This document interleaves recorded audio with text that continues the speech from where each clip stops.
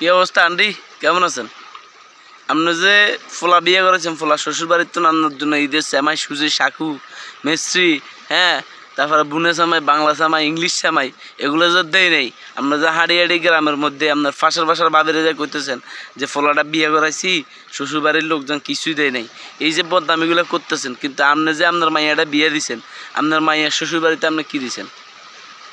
মানে আপনি যে আপনার মেয়েটা বিয়ে করাইছেন, আপনার মেয়ের শ্বশুর বাড়িটা কি ফাটাইছেন? আপনার যেরকম নিজের জায়গায় ছাদ করে উঠে জলে, এরকম ওই বাড়ি থেকে আসতো এরকম জলে।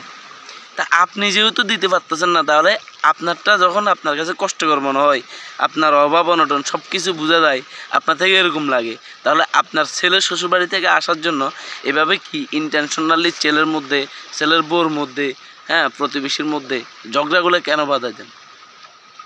মানে এই যে শয়তান, শয়তান কি মানে আপনাদেরকে ছাড়া আর কোথাও মনে জায়গা পায় না? মানে শয়তানও বুঝে যে আমার জায়গাগুলো কিন্তু ঠিকঠাক মতো এখানে কি আমার কারাগার বা এখানেই আমার কি মানে বাসস্থানের জায়গা।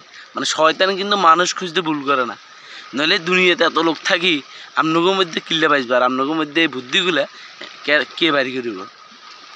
তাহলে এগুলো যে করতেছেন, এগুলো করে করে আপনার নিজের জন্য, যখন আপনার নিজের মেয়ের, হ্যাঁ, নিজের মেয়েকে বলতেছেন যে নিজের মেয়ে যখন শাশুড়িকে জ্বালায় তখন আপনার জন্য কি আপনার কাছে পারফেক্ট মনে হয়, আর যখন ছেলের বউ যখন আপনারা জ্বালায় তখন আপনার কাছে বউ বেয়াদব, বউর মা বাপে পারিবারিক শিক্ষা দেয় নাই। কিন্তু আপনি তাহলে কি শিক্ষা দিচ্ছেন আপনার মেয়েরে? আপনার মেয়ে যে পরের বাড়িতে যায় সেম কাজটা করতেছে, আপনি কি একবারও চিন্তা করছেন? করেন নাই, করবেন কেন? এইটা হচ্ছে বাঙালির কি একটা কালচার, এটা সংস্কৃত হয়ে গেছে।